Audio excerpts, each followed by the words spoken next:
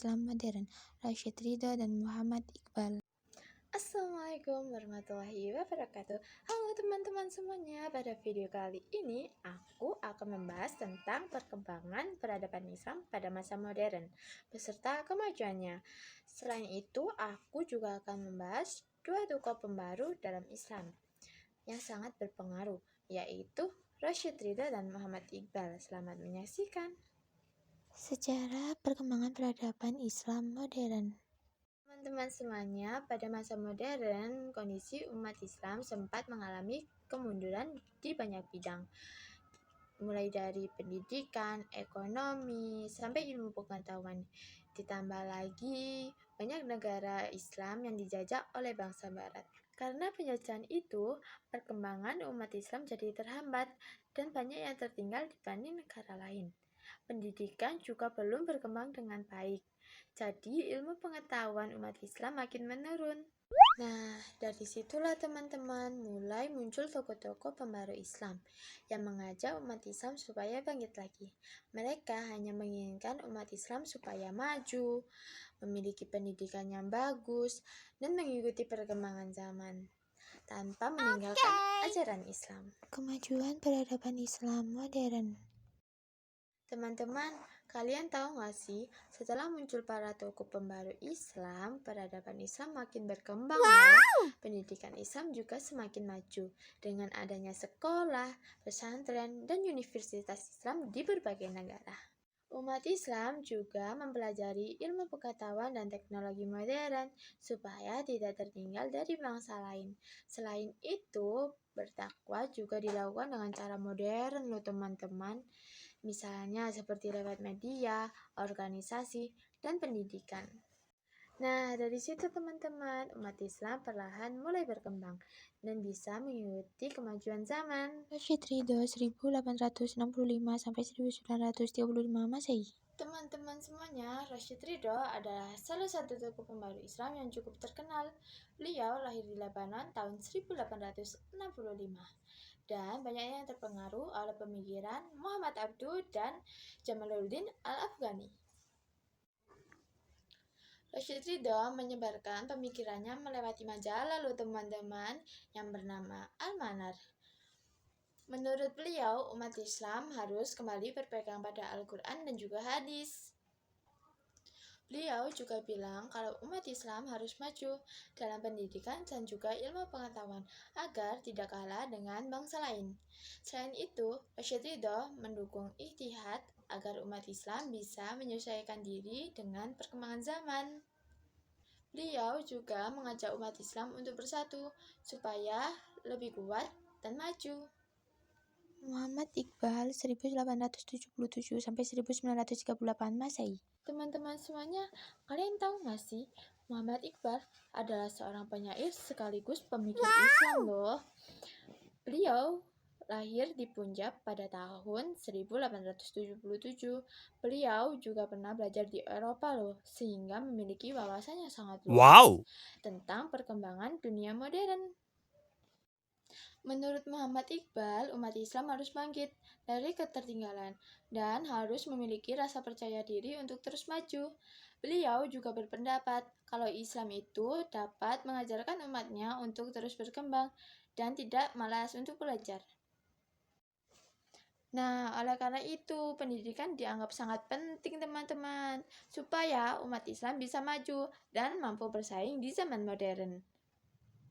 Muhammad Iqbal juga mendukung ijtihad agar umat Islam dapat menghadapi perubahan zaman dengan baik.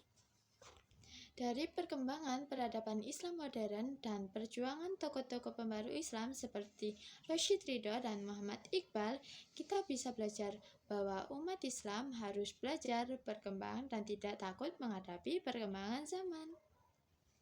Selain itu, kita juga harus tetap berpegang pada ajaran Islam teman-teman, supaya kemajuan yang dicapai tetap membawakan hal yang baik. Sekian video dari aku, kalau aku ada salah kata, aku mohon maaf. Terima kasih sudah menonton. Wassalamualaikum warahmatullahi wabarakatuh. Bye-bye.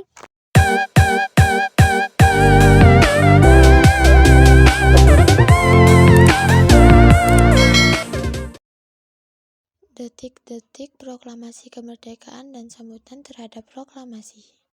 Assalamualaikum warahmatullahi wabarakatuh. Halo teman-teman semuanya.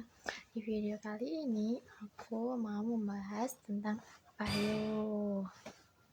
Di sini aku mau membahas tentang detik-detik proklamasi kemerdekaan Indonesia dan bagaimana sih sambutan rakyat Indonesia setelah proklamasi dibacakan.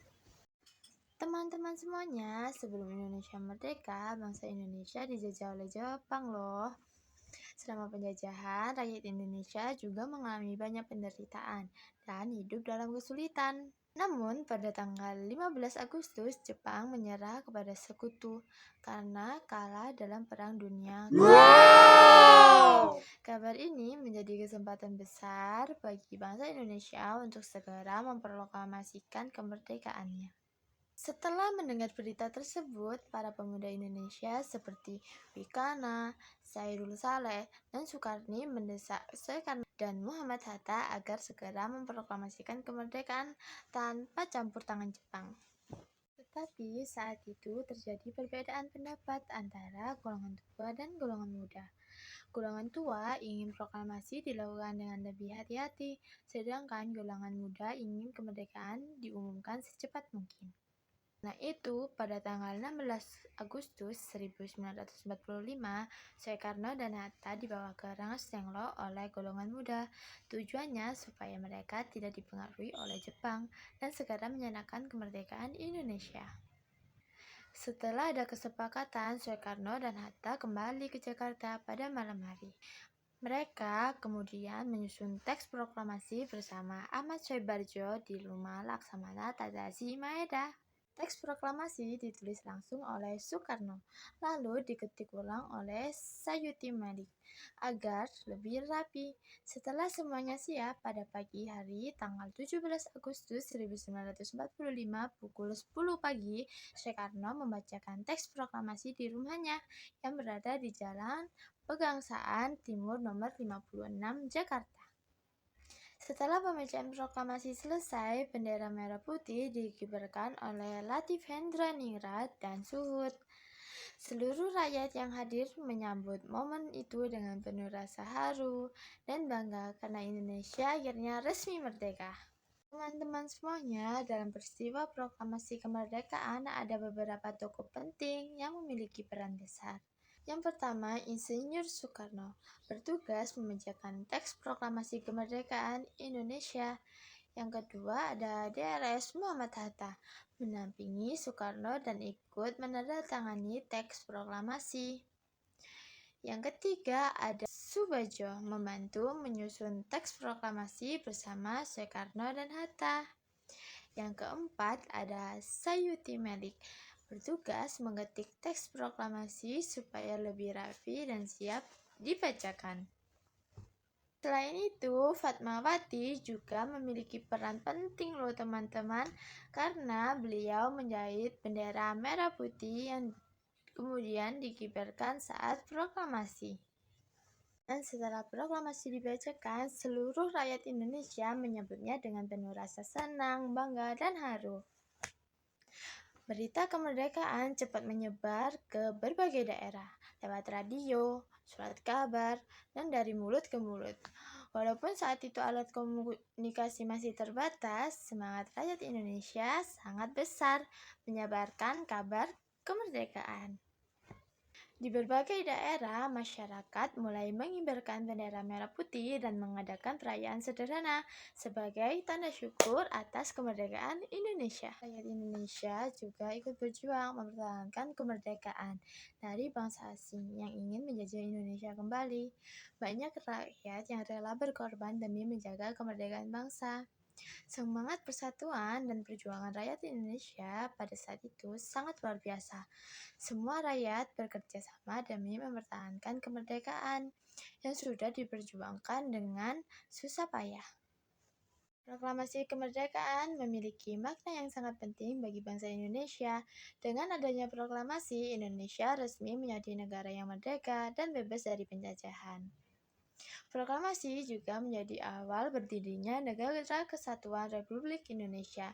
Selain itu, peristiwa ini menumbuhkan semangat persatuan, perjuangan, dan rasa cinta tanah air bagi seluruh rakyat Indonesia. Peristiwa proklamasi kemerdekaan, kita bisa belajar tentang pentingnya perjuangan, persatuan, kerjasama, dan rasa cinta tanah air.